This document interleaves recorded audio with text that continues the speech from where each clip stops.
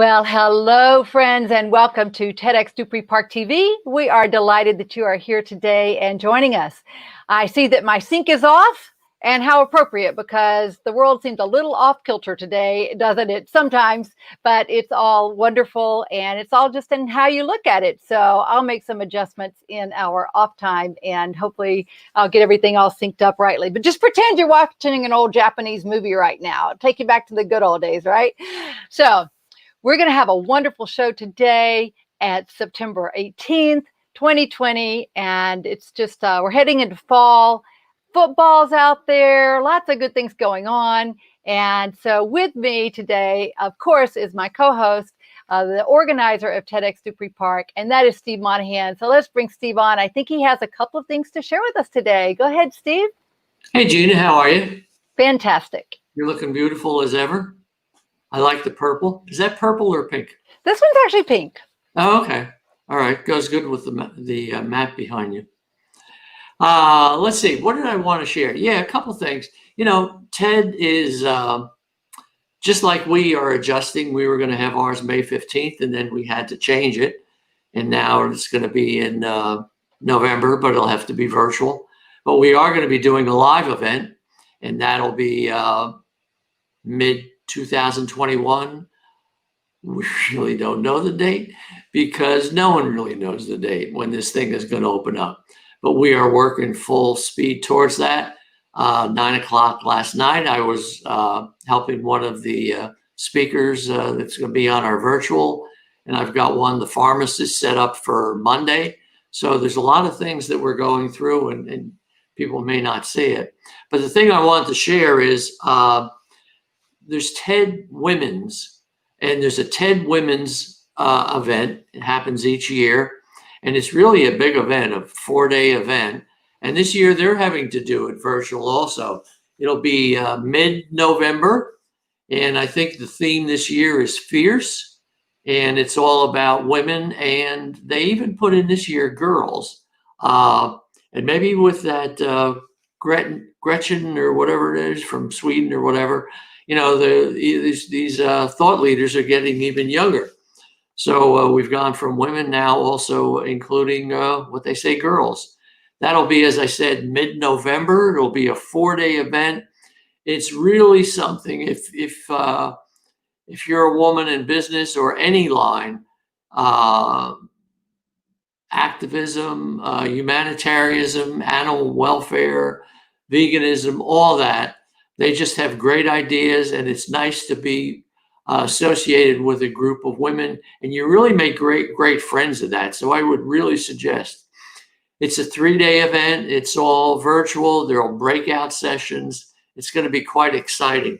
The tickets for a TED are reasonable.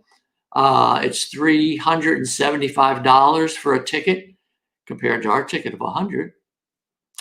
I think our ticket's pretty good. Just wanted to say that. However, TED itself is also having its, I think it's the 10th anniversary, maybe longer than that. And it's going back to its roots. It's been in Vancouver for many years, but it's going back to its roots in California this year. And that is planned to be live June. And if you want to get it, you would have to get on a list. You have to be invited to that. And you have to go through an application process. The tickets this year typically are $10,000 to get one seat. This year, they're $13,000 to get a seat.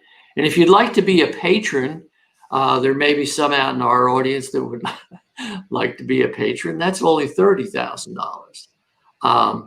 So the TED brand is, you know, there. So what we're doing with these TEDx brands and local and bringing it to the community is quite a wonderful thing, I really think. So that's what I kind of wanted to share with you today. Well, that's terrific. And that's a great setup for what we're going to be talking about and how our show will be working today. We're going to be bringing on several brilliant people who have wonderful things to share. Our whole theme is seeding greatness. We're helping people seed, we're helping share ideas that will seed greatness throughout the world. And so we have a number of people that are going to share that with us today. And joining us also will be Mike Sena, our co-organizer. Mike's going to be one of our co-hosts today because he happens to know a lot of these folks pretty well. So Mike, so glad that you'll be joining us today for this. It's always a good time to be on TEDxDupreePark TV. I'm sorry that I missed last week, but I did have a rather exceptional extended Labor Day holiday with my car breaking down in rural South Carolina. But I got to spend a few extra days in Savannah. It was good food, good company, some boating, some eating, some drinking. It was all good. Well, that's terrific. Well, you were definitely missed, and I'm glad that you survived a car breakdown in rural Georgia. That's always a challenge. But with that, let's bring on our first guest today, and that is Heather Cross. She's a certified peer specialist and a whole health action management coach who resides in Cartersville, Georgia, just a little way up the road from Woodstock, Georgia there. She was diagnosed with a mental illness at an early age, and since then, though, she's been able to find solace through the lens of a camera. And she learned to use art as a way to communicate her thoughts and emotions. When she was just 8 years old, she discovered her love for photography and capturing moments that brought her comfort and gave her the courage to fight and overcome challenges. As an adult, her personal triumph over mental illness motivated her to assist others on their journey to wellness, and using her own experiences, she assists others in learning these coping and self-help strategies. Through her public speaking platform, Heather speaks her truth to audiences across North Georgia and works to illuminate a side of mental illness that is often not portrayed in the media. I am so eager to learn from you, Heather. Thank you so much for joining us today. Thank you for having me. Heather, I'm intrigued by you talking about parts of mental illness that have not been talked about. What specifically is that that's your focus? If you watch the media, a lot of times people with mental illness are portrayed as being dangerous, something to be feared, somebody to be pitied. The reality of it is 1 in 5 adults have a diagnosable mental illness every year. Some are more long-term than others, but we're just like everybody else. And recovery is not only possible, it's happening all around you. People are out there working full-time jobs and doing things, and that's what I want to show people. It can be rough, but doesn't mean we can't live full, productive lives. Well, as you say, it's so common. And actually, last week, one of our guests was the head of an e-home counseling group, which helps with mental telehealth. And so just from the comfort of someone's home, they can get help. You said there's things that folks can do to help. And what are some of the things that you have done to help yourself and to get stronger? One of the things that I discovered fairly early on without realizing it is that while I have trouble talking to people with words, I can communicate really well through art. Photography is my first love, but I've also done painting, sculpture, drawing random weird things just because why not? But I've learned how to be able to share things with other people and also how to help other people share their own stories through art, which is kind of impactful for me as much as it is for them. Heather, we've met at Toastmasters twice, and I've heard you talk, and I admire that a lot of people, the most difficult thing for them, the most thing they're fearful of is speaking in public. There's some surveys, I don't know if they're real, some people say they'd rather be dead than have to speak in public. So it is a frightening thing. I admire that you've had the courage to do it, and you've worked your way up in the Toastmasters organization, become a leader within it. How was that a tough thing for you to do, especially when you say you're more artistic left brain expressing your so how was that getting up and speaking? Did you go right through, or did you do it and then quit and come back? Tell us a little about that. For many, many years, people encouraged me to check out Toastmasters, And I told him there was no way it was happening. And one day I finally gave in. It took about a year before I finally found my footing. I volunteered as tribute for a humorous speech contest, and things kind of picked up from there. Currently taking a break from Toastmasters, trying to focus on getting some of my own stuff going, as well as trying to get a little healthier. This whole COVID social isolation has taken its toll, which is really weird because I'm very much an introvert. You said you're an introvert? Oh, yes. They actually had to redesign the scale so that I would fit on it. Oh, okay. All right. Well, at least you fit on it. You know, it's a shame they put us in boxes, though. You know, the thing I've, through my coaching, is always help people get outside the box. Boxes could, you know, they just limited us, and there's genius within each of us. We shouldn't be put in boxes. You know, we're so creative. One of my projects that I started was actually my first high-performance leadership project for Toastmasters. It was originally called Hello, My Name Is. It's since been changed to be Identity Stolen. But the idea behind it was to be able to illustrate the impact that labels have on people. So it starts with people just having their name on a name tag. And from there, it progresses to the clinical diagnosis, and then into the negative self-talk and things that they've been called, and it ends showing how they feel every time they see the way the media portrays mental illness.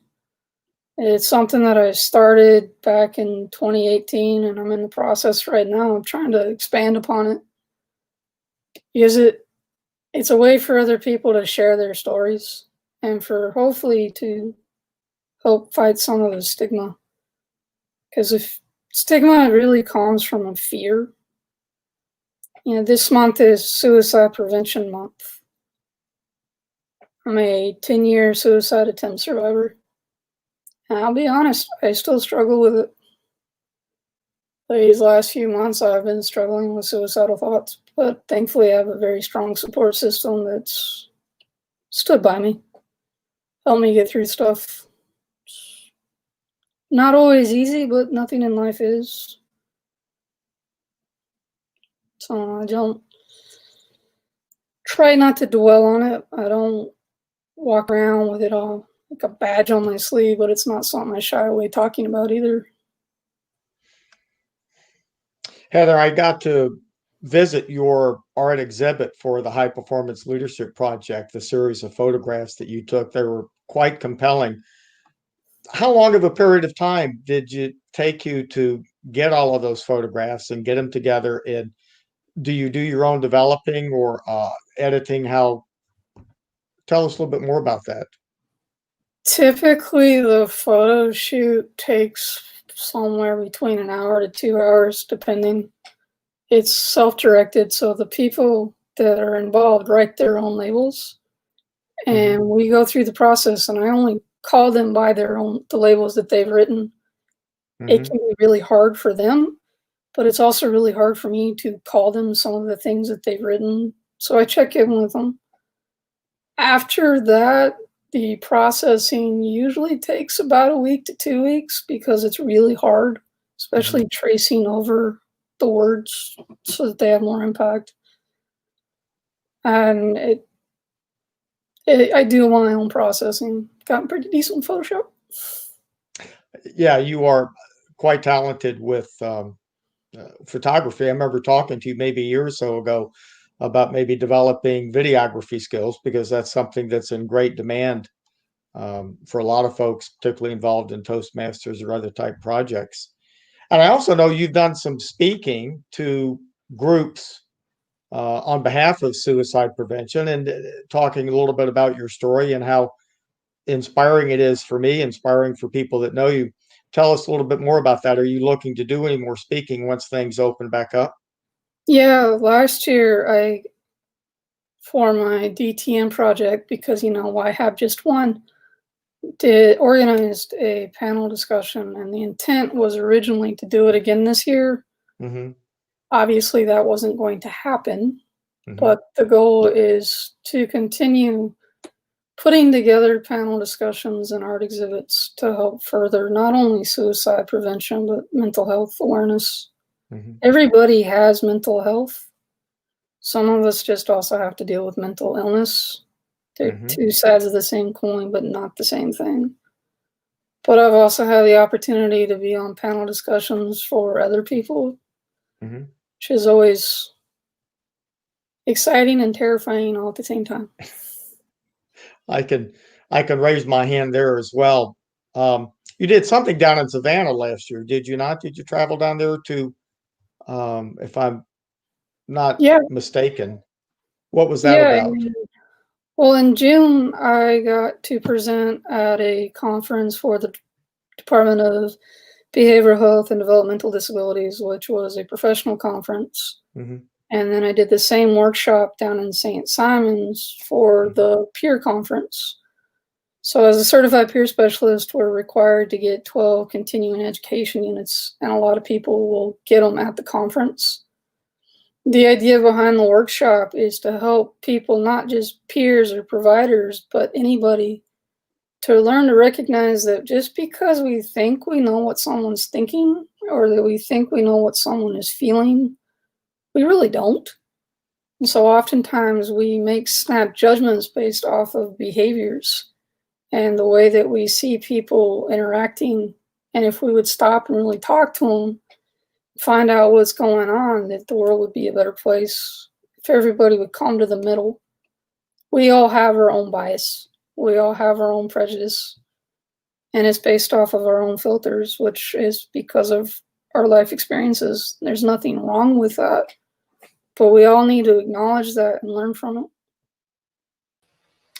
Yeah, I'm so grateful that you're speaking up about this, Heather, and particularly that you were able to visit with us today, September, Suicide Prevention Month. I personally am very affected by this. My 18-year-old son, 9 years ago yesterday, took his life. Sorry. And I'm just grateful when I see someone like you who's speaking up, who has survived, and who has said there's another way. In fact, I was just looking at your website. Let me just do, not website, but your Facebook. Let me do a quick share on that. I love this. I love your opening here. Let's see if I can grab it. Yeah, I think there we go. Yeah, so you are not alone. Tell me more why that is that one of, I gather that's one of your photos. Tell me Yeah, more about that. that's a part of a Messages of Hope project that I did. The idea was to take messages that illustrate hope and then have people that are like me hold them out and take pictures of them and then turn them into cards that can be handed out and distributed to people. Like I said, you've caught me on a good day. I still struggle with it. I've been struggling with it a lot more than I want to admit lately. But it is important to remember that even when I feel completely alone, that there are people that care. You know, that's the thing. People care so much. And I lost a friend the last week to, it wasn't suicide, it was a seizures. And all the people who had the outpouring of support and talking about how much he meant to them and how much he helped them. It's just a shame that we don't have funerals before we die. I mean, I know some people do that, but if we could all see the good wishes and how much impact we've had on people that we don't know. I've done a lot of presenting and speaking, and sometimes I'll come up to somebody and they say, "You said years ago this thing." I'm like, I had no idea. And I bet you're in the same boat too, Heather, with all the people you've reached with the work that you've been doing. So I would love to figure out a way that we could do that we could let people know how much they mean to the world and to others, especially those who are having thoughts that, why go on? This is just tough, right? There are two things that I really want to share, because you see the posting on Facebook and Twitter all the time about, I don't care what you're wearing, I'll come over to my house, I'll have a cup of coffee with you, whatever. You're putting that on the person that's struggling. Don't wait for people to reach out and ask for help. Because more often than not, when you get to that place, it's not that you don't want to reach out, it's that you don't feel like you can. And you get to a point where you feel like such a burden to people. If you notice someone is having a hard time, or reach out to them, invite them out for a cup of coffee. Even if they say no, keep inviting them. Let them know that you're there. Don't wait for them to come to you. And the other thing, this is important. If someone tells you that they're feeling suicidal, believe them. Whether it's the first time or the millionth time. The night before I attempted the last time, I reached out for help and was told to go away because I thought I was playing games. I was in the ICU for 2 days on a ventilator, and they didn't know if I was going to live. I was lucky. That is heartbreaking that someone said that to you. But and I imagine you know this now, but bunches of other people would have said, "Oh, what can I do? Let me help." And you just got to find the right people who can support you. And I imagine that's a big part of the work that you do, is helping people with that. And Heather, as we move on to the next phase of our program here, what's the best way for people to get in touch with you to find out about this wonderful work that you're doing in the world? Please share. You can always reach me on the Facebook page, is probably the easiest. The other is recovery.artist2019@gmail.com is my email address. Okay. And as our producer there, Marcy, is in the background saying, yeah, if something feels wrong, reach out. Well, Heather, this has been a very moving segment. Thank you so much for joining us today. And just thank you. The world needs you, and people need you, and they need your voice more than ever. So I'm just glad that you're out here sharing with our audience, and I encourage you to share. Just keep share every day, and I'll reach out to you separately with some ideas that I have, if that's okay. Yeah, definitely. And thank you for the opportunity. Okay, thanks so much, Heather. Take care. Bye. Oh, yeah, very, very tough month for so many people. And there's hope, there's optimism, and there are people like Heather that are doing wonderful things in the world to help others. And our next guest is certainly one of those. We chose such inspiring guests for you today. Let me tell you a little bit about our next guest. He's a career coach, and he believes that we are how we are for why we are, and he lives this out by helping people find their career sweet spot based on their innate abilities. He's the founder of Talent Revolution and author of Finding Your Sweet Spot and DNA of Talent, and that is Kene Eloinyose. I do believe Eloinyose. I think I got it right. So let me bring Kene on. Kene, did I get it pretty close? Close. Oh, Close. so good. Well, I'm so Close. glad that you're joining us. And, back to the conversation with Heather, certainly a big part of helping people enjoy life is helping them enjoy their career, because they spend so much time with work, talking about work, thinking about work, and dealing with work. So tell us a little bit more about how you came to this calling in your life.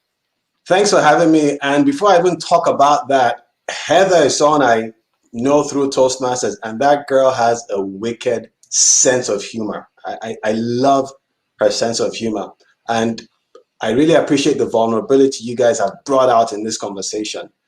And going back to the question you asked, I was one of those people who my parents wanted me to be a doctor. Thank God I did not pursue that, because I'm sure I would have killed my patients by now.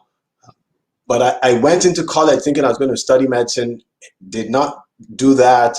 And owned a number of businesses post-college, tried different things, and I was never satisfied or happy with what we were doing. And so it's interesting that now I'm even having this conversation with you in my wife's office. We have a web and graphic design company.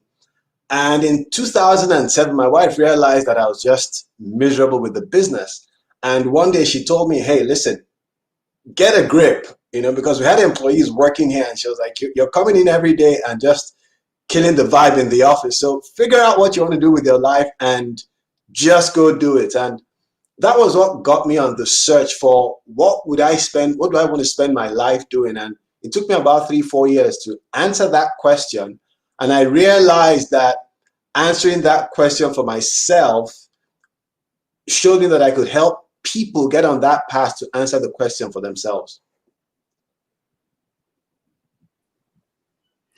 Okay, so what was the answer to your question? What, after you thought about it, you dug deep in, what did you come up with? What was I've had a similar experience, and how did it hit you? Sometimes it's right in front of us and we just don't see it. But how did it manifest to you? For me, it was doing a lot of introspection, asking myself, in the things that I've done, what really made me come alive? Mm-hmm. And it was speaking, teaching, coaching. I was a pastor and a missionary for about 3 years, and I hated the administrative part of running a church, but I loved the teaching and developing people. And so looking at that, I started asking myself, okay, why that? Why is that something that makes me come alive? And in digging into my, taking assessments and digging into how I am wired, I realized that communication is a gift for me. People development, really being in touch with people, understanding people comes naturally to me. And so I started seeing the connection between how I am wired and the things that make me come alive. And I realized, okay, there's something to this. Mm. How do you find it as far as reaching out to others? Are they open? Are they trying to pretend that there's nothing there when you're starting to coach?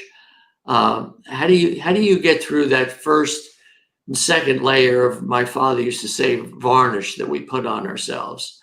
How do you break through that? Steve, by the time people come to me, they know they need help. So I'm not working with that. If you want me to try and convince you that you need help, don't waste my time. I'm sorry, right. And I'm very straight up. Yeah. Go somewhere else. Yeah, I know. I've said I reached a point too, was you really can't help people unless they want to be helped. Yeah. You could have the best program. They have to really want it. And you have to almost test them a bit to make sure they really want it, how important it is. What is the big thing that is just so important to you that you try to convey to people? That they already have natural abilities. Often people think, oh, I don't have any talents, I don't have any gifts, because the word talent is often associated with the high performer, but they don't realize that that high performer started somewhere. I tell people, listen, we're all born average. I know our parents told us we're great, we're excellent. Sorry, we're all born average. We all start off average, but in life, we get to figure out our unique average and develop it into excellence. And so helping people identify a number of things that they do, but never understood or saw those things as talents, and helping them tap into how to now strategically develop and use those things. Right. There's a quote from Michelangelo. I went to Rome and we saw all the work he did, and one was the statue of David. Yeah.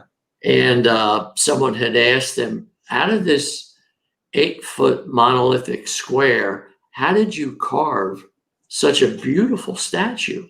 And he said, I just looked at it and I started chipping away and the angel appeared. And that just strikes me as that there is I go to the metaphors, there is an angel within each of us and it just needs to be released. And it takes a lot of chipping away. It takes a lot of adversity.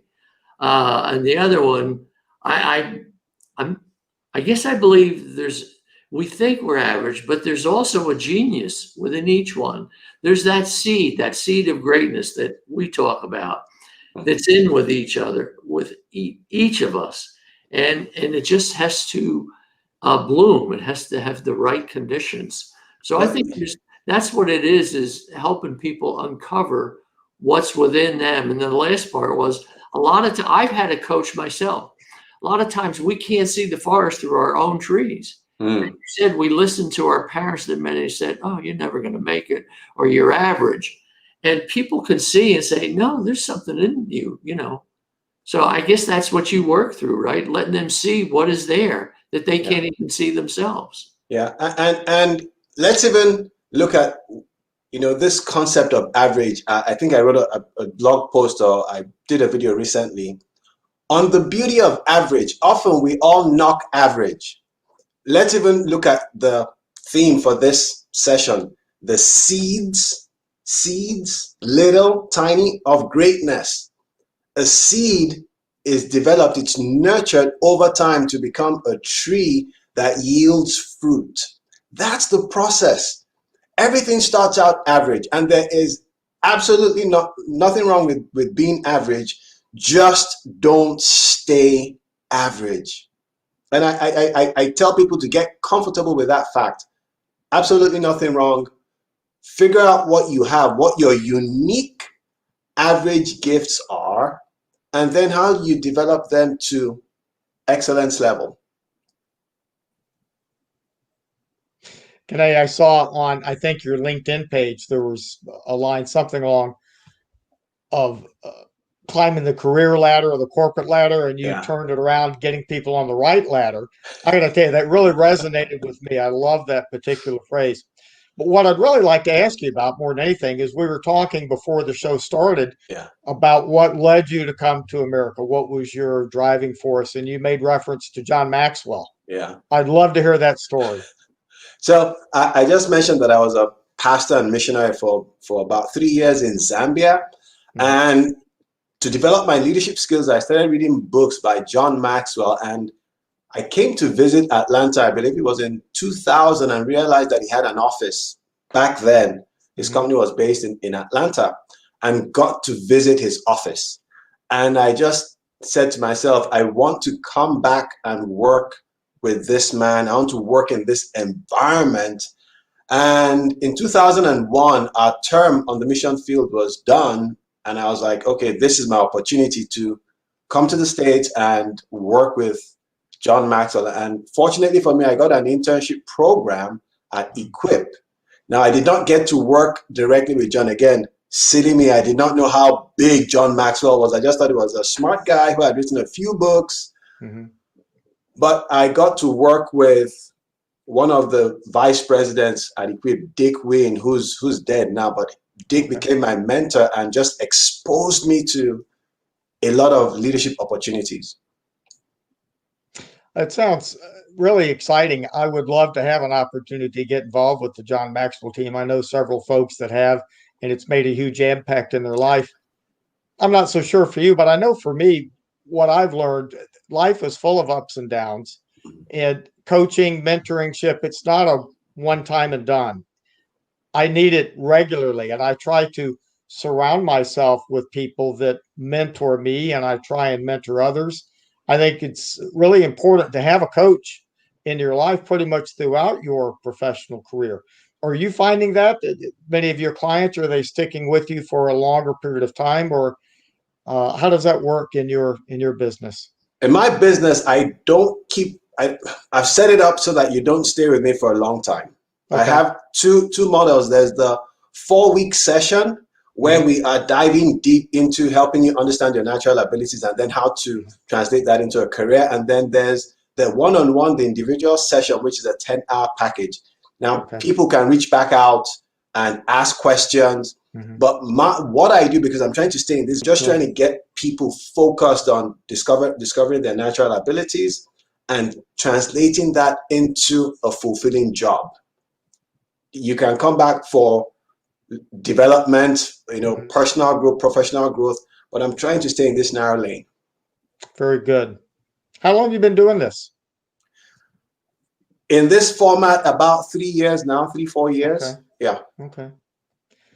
I don't know about you, but I found also throughout my life and people that I know, so many times we get stuck on role that we're supposed to play or trying to live what somebody else expects us to do, either a parent, a spouse, even a kid sometimes. Yeah. I've come to believe that true courage is being who you are designed to be. And for so many people, that's a leap. So thank you for what you're doing. And like I said, I've enjoyed watching your videos and seeing you speak. You're very inspiring. You move me. You get me excited. Thanks, Mike. And I hope to get back to, kind of in-person stuff sometime soon. I look forward to that. Seriously. Oh, boy. Seriously.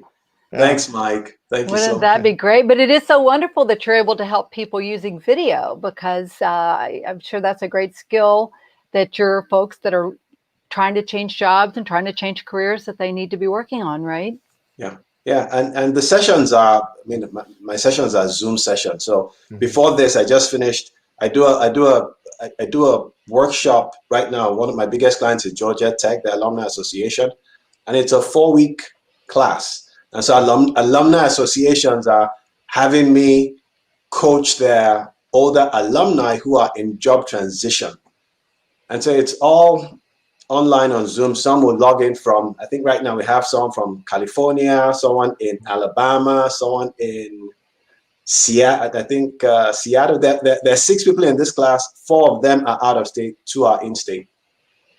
Well, how cool is that? You don't know, probably. I'm a Georgia Tech graduate, and I was on the board of directors for the Georgia Tech Alumni Association, and I've spent a lot of time in that Alumni Association facility there in various different roles. And I bleed gold. I do. I bleed gold. That. Yes, Georgia Tech Yellow Jacket gold. Look at that. So do you know Charlotte Anders? I don't. I know they've had a lot of change in the last couple of years, and since I moved to Orlando, I'm not as active. But I think I've gotten some emails from her, but I don't know her personally. That's your main contact? Yes. Okay. My main contact. Well, terrific. Well, Kenny, as we let you go here, please tell people how they can get in touch with you and how they can work with you, and what just the best way to do that. Best way to reach me is through my website, talentrevolution.me. And if you want to work with me, go to the Get Started page and you look at the different options. I'm on Instagram and I am on LinkedIn. In fact, right now I'm going through a September challenge where I'm challenging myself to post a short video every single day teaching something. So that's free content, but if you want to work with me, talentrevolution.me is the best way to reach me. Well, I love it. Well, I know you're not currently in my Video Rockstars program, but that's something that we talk about too. And in fact, in June, we had a 30 videos in 30 days challenge, and everybody was posting videos every day. And a lot of people got hooked on it, and they're still doing it, which that's one of the best ways to get your message out into the world, to have more impact, as well as to build your prospects for your career, whether you want to be self-employed or working with someone else. So yeah, it's been interesting. So Kenny, thank you so much. Really appreciate it. Appreciate all you do. And we'll have to talk some more about the good old days at Georgia Tech and what we can do to help the Yellow Jackets. Would love to. Thanks for having me here. You guys are doing a fantastic job with TEDxDupreePark. Thank you so much. Take care. All righty. Well, our final guest today, you're going to love him as well. We just have some real winners today, as usual. And I think we may even have a little surprise at the very end of our show with a couple of people and faces that you don't normally see that may be popping on. So with that, let me tell you a little bit about our last official guest for today, and that is Kevin Foster. And Kevin Foster helps helps when employees are making the decisions and how they affect your legal liability and legal position if you are the business owner. He's the ethics expert. Ethics, yes, that's a word that more of us need to be thinking about on a regular basis, right? I used to teach that in the old days when I was doing real estate in Cherokee County, and I taught an ethics class there a few times. But he's the ethics expert, and you need to get your folks on the right path so that your company doesn't get into trouble and get off the right path. He has a journey from corporate real estate executive to convicted felon. I'm sure that's an interesting story that he'll share with us a little bit today. 37 months in prison with 28 days in solitary confinement. Ooh, dear, that had to have been totally agonizing, and I'm eager to hear about his story.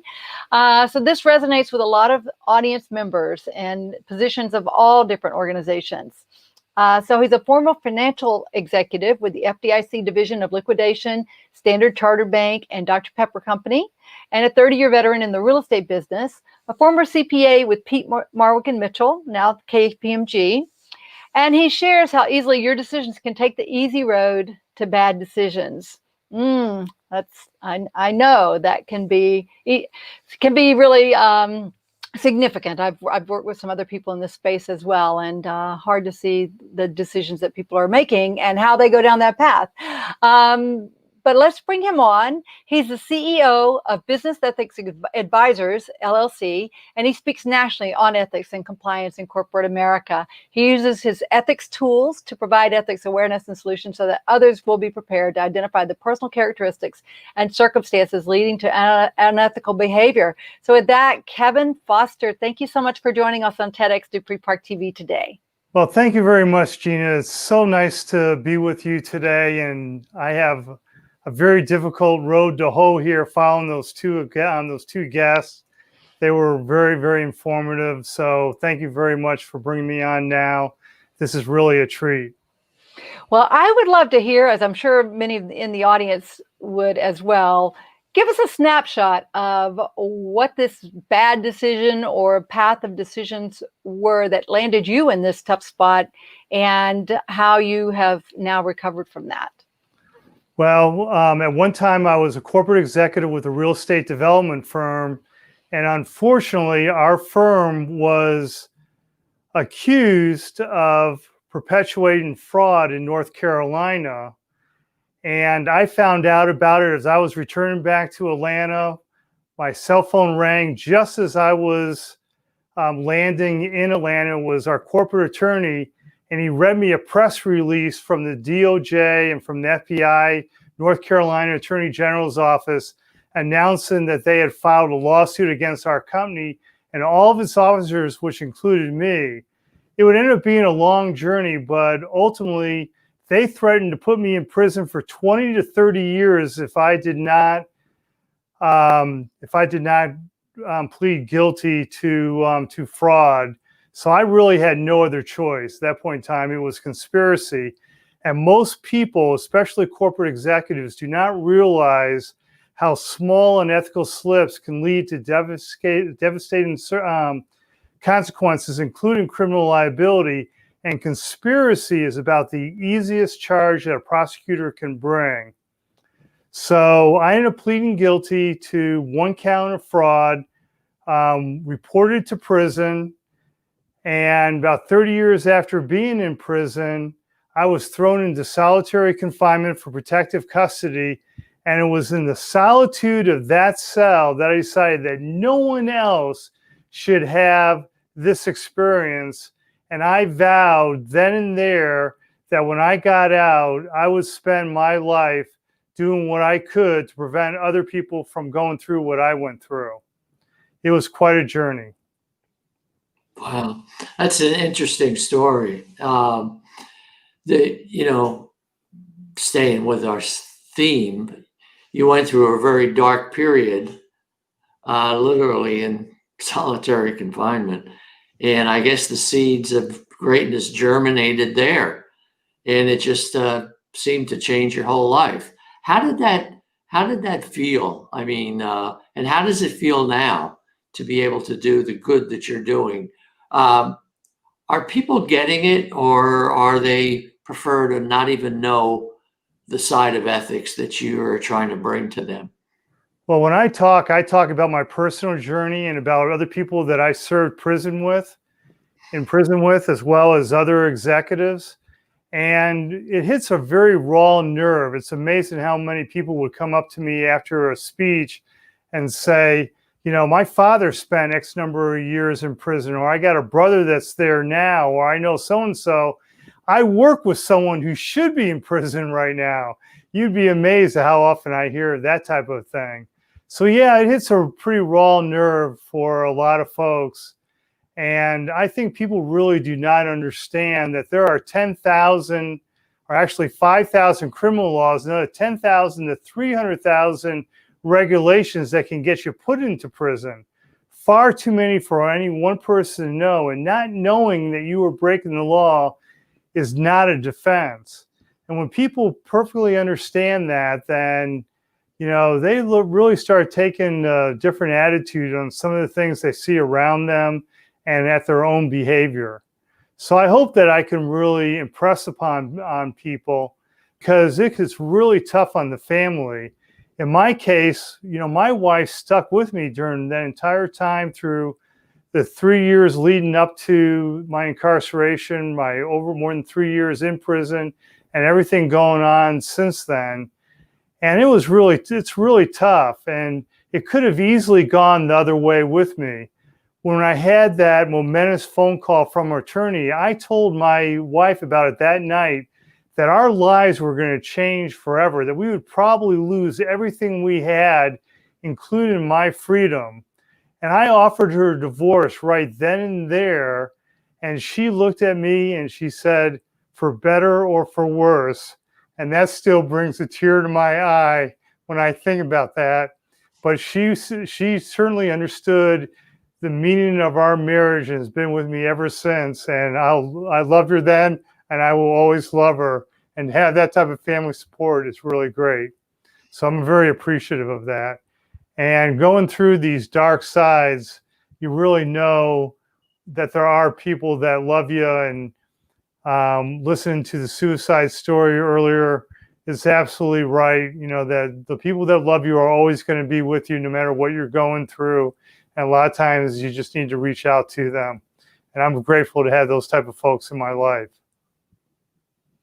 Right. I was in corporate America, Fortune 100. And when you're in that white collar world, you can easily lose track. You have to have the integrity and your own values deep within you, because I would hear people say, well, it's not going to matter. They're not going to know, this. And it does. I remember when you said North Carolina, I transferred to North Carolina. And the company set us up with a realtor, and, they were paid for our house and all that kind of stuff. And we wound up buying a house, and we didn't know the value of houses then in North Carolina. We had no idea. We were coming from Florida. Well, we wound up, and it was a scheme between the bank and the builder. I don't know if it was the same bank, but it was the bank and the builder, and they were fake appraising the homes. And so they were putting a value on a home that it was maybe 100,000 more.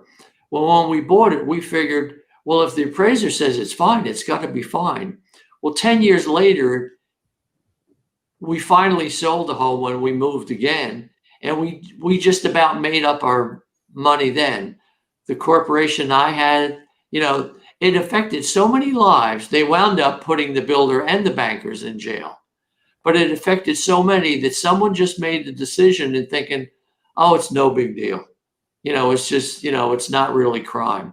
It really is crime, and it can impact so many more lives than they think. I would imagine that is a great message for you when you're sharing the personal impact that these type of decisions have that ripple through everybody's life.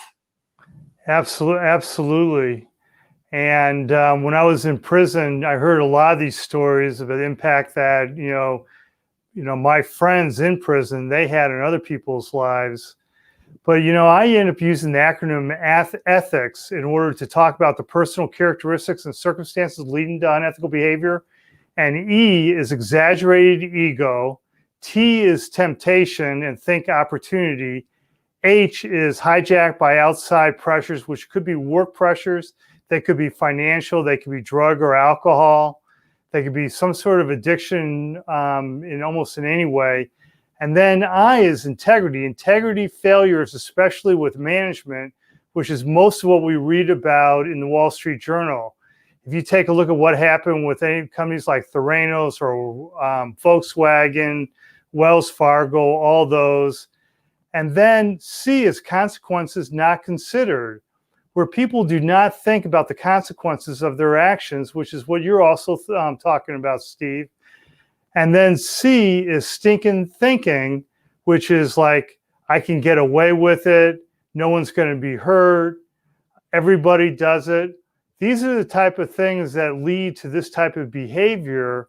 And if people are aware of those 6 things, they can go a long ways in avoiding unethical decisions and saving themselves from a lot of trouble. Kevin, as you're talking about this, I'm going through my mind and I'm thinking of the numerous times I was faced with an ethical dilemma. One that comes to mind is a large corporate client of mine. I was in the IT business, brazenly asked for a kickback in exchange for more business. In these little things, it seemingly every year I would be put in a situation where I had to say, no, I can't do that. I'd like to move just a little bit. Your business now, how has it been impacted by COVID? Are you still getting your message out? Are people still receptive? Has it changed due to what's going on in our country? Well, I have totally pivoted my business. Before, most of my business was on the stage talking to live audiences. But fortunately, last summer, I started recording videos that I call Everyday Ethics, which are weekly videos that are available on a subscription basis. And they're sold to corporations that they could use for their employees to be able to keep ethics on the top of their mind. So these are like 2 to 3 minute videos. And then in the meantime, I've designed online ethics courses that are also available to supplement and complement the ethics courses that companies are already teaching, because most of what they're doing is they're teaching rules-based ethics, and I believe in values-based ethics. Yeah. And lately, I've been working on an 8-week mentoring program, ethical leadership program. So I've really pivoted to ethical leadership more than anything else, because I truly believe that it is the tone at the top that sets the ethical bar for the rest of the corporation. And it's the next gen and emerging leaders that are responsible for setting the ethical culture for the company. And these new leaders need to be taught what value-based ethics is all about and be able to create that ethical culture. So I've gone all virtual, and I am currently broadcasting from a green screen video studio in my home that makes it very easy for me to be able to go from my office next door right into a spare bedroom and be able to produce these videos and to talk to people either live or recorded. So I am very happy that I made the choice to go virtual last year and use this opportunity to be able to fine tune it for my clientele and for people out there so that the message gets out to them. And then hopefully by 2021, I'll be back on the stage again. But I think probably for the next couple of years, virtual is the name of the game for almost anybody in the speaking business. I'm afraid you might be right, but I will have to say I've learned as well. It's amazing how powerful video can be if you embrace it and use it in the right format. And I'm glad that you've been able to make that change, that pivot, so to speak, and that your message is still getting out there. Well, thank you, Mike. And thank you for having me on the show today. It's been very exciting. I know that we've met before through National Speakers Association. We have a lot of common friends, but it's great to be able to be on the show with you today. Well, excellent. Really good stuff, Kevin. Thank you, Mike. Thank you so much, Kevin. We really appreciate that. And I know we've been sharing your links and some information here. Let's see, businessethicsadvisors.com. Is that the best place for folks to get in touch with you and to find out about these everyday ethics videos? Those sound very intriguing. Yes, it very much is. And if you go to programs on that website and click on the toolkit, then you'll be able to see all my different programs. And then also, let me go ahead and plug my Vimeo site, which is all my videos, which is vimeo.com/jkevinfoster. And you'll be able to see all my videos there as well. So it's all available. And then also Kevin@businessethicsadvisors.com is my email address. So please reach out to me any way that makes most sense for you.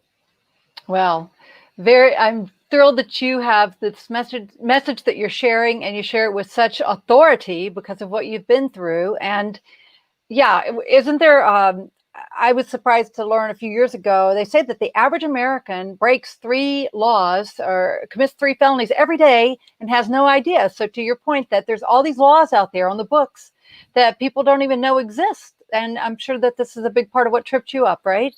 That is very true. As a matter of fact, that was Harvey Silverglate, a Harvard law professor who wrote that book, 3 Felonies a Day. And he makes a really compelling case about all the dumb laws that are out there on the books, that if an aggressive prosecutor wants to get you, he can by using one of these up to 300,000 laws and regulations that he can put you in prison with. It's really very, very incredible. The powers that our prosecutors have, honestly, I don't think they should have, because even though that there is a huge impact on some of these laws on people, on other laws, there's almost minimal impact.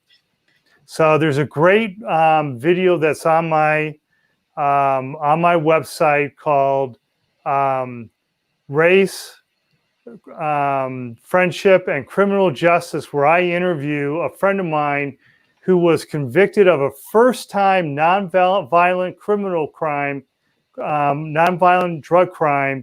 He was sentenced to 30 years in prison for a crime that he did not commit, and spent 19 and a half years actually in prison before he was granted clemency by President Obama. It's a very much a compelling story that you can watch the video on that. Thank you so much. I'm glad you brought that to our attention. And yeah, a few years ago, I started digging into this too and learning that there's just so much corruption, so many layers of complexity, and it's a very complex subject. So I'm really glad that you're helping with that and helping people understand that, my goodness, we're supposed to be land of the free, right? And that's exactly right. That's just not ringing true for a lot of people these days. But Kevin, thank you so much. We look forward to having you back again and to learning more from you, from your website, your videos, and from possibly future appearances on TEDxDupreePark TV. Thanks so much. Okay, stay ethical, and thank you very much for today. Okay, thanks. All right, take care. Bye-bye. Wow. Well, I have to say, I think this is one of our very best episodes ever. And before I bring back on my co-hosts, let me just pop them in here. Well, actually, there are a couple special guests waiting in the wings, and I'm going to bring them on because they do so much to help our community. So let me just pop Marcy and Julie on here. Now you're going to have to sit a little closer together because we can't see both of your heads. Okay, so behind the scenes every week, Marcy Walsh is our producer, and she is keeping things running well, helping everybody get set up in the beginning, and just keeping those comments going that we can feature, like the ones that she's done today so much. And then Julie Donnelly is with her, that she's visiting in South Florida. And Julie's one of our TEDx speakers, and she was on our show just a few weeks ago. So Julie, what gets you and Marcy together today? Actually, just really visiting, and I wanted to watch TEDx, and it was so funny when I called her up and I said, okay, well, TEDx is at 2, so I can come over after that. And she said, well, I'm on TEDx. So I zoomed up here, and here I am. We might as well just be on in the background. That's great. And you are such a loyal, frequent guest to our show. You're always out there chiming in with pithy, wise comments. And we all really appreciate that. Well, I love what you're doing here. I think it's wonderful how you're bringing people out and you're introducing so many people that otherwise wouldn't have an opportunity. So I think all TEDx licensees or whatever should be doing this, should be bringing out the things that are important. That's a good point. And but good go job. ahead. Good job.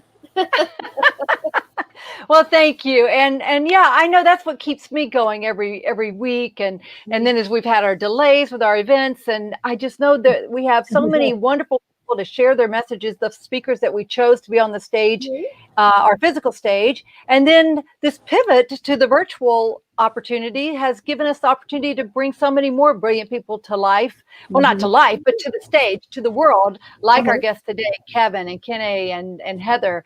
And I'm sure that that's a big part of what keeps you involved as well, Marcy, as well, right? It is. As a matter of fact, Julie's getting ready to tape her TEDx talk and this Thursday. Right. So we were discussing green screens. She wanted to see my green screen here and talk about backdrops and all of those things. So it takes a village. It does take a village. And with that, let's bring back our organizer, Steve Monahan, and co-organizer, Mike Cena, because we couldn't do this all without them. Yeah, we can all fit in there. Yeah, there we are. Okay. Just a quick tip for those who are trying out green screen and are kind of frustrated because you got the wavy arms and the ghosty stuff going on. In our Video Rockstars training recently, we had a great training from Marquesa Petway, and she gave a tip that I'll share with you guys that I haven't used yet, but she said this is the absolute key, is use 2 green screens. So you have like the one that you have right there, and then you just get another one and put in front of it. Have you tried that yet, Marcy? Not yet. Yeah, I'm definitely gonna give that a try because I think that will be the key. So Mike and Steve, wow, what an impactful show today, right?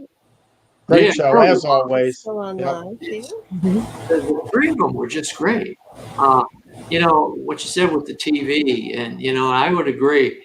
We're one of the very few doing this on a, green screens. and we're taking the license to the full.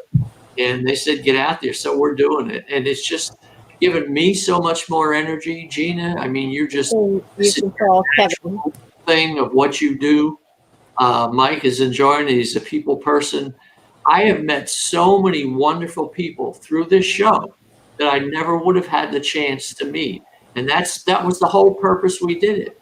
I had a nonprofit. It was me trying to do it. And I said, there's got to be a better way. Why can't we just create a stage for people so they can come up and share it? And that's what's manifesting.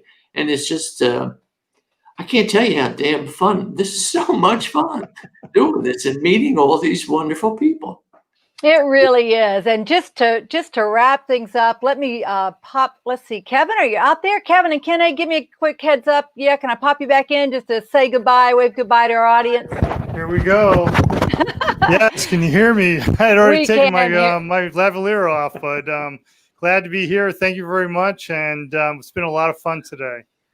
Same here. I was enjoying the show. I was like, no, there's just too much content to walk off. Lunch is overrated. So Kevin, amazing story. Amazing story. Thank you. Yeah. Thank you. Yours too, Kenny. Good job, folks. Thanks, everybody. Let's say a big on 3. Take care, everybody. Seed greatness. 1, 2, 3. Seeds of greatness. All right. Bye-bye, everybody. Take care. Bye-bye. Bye.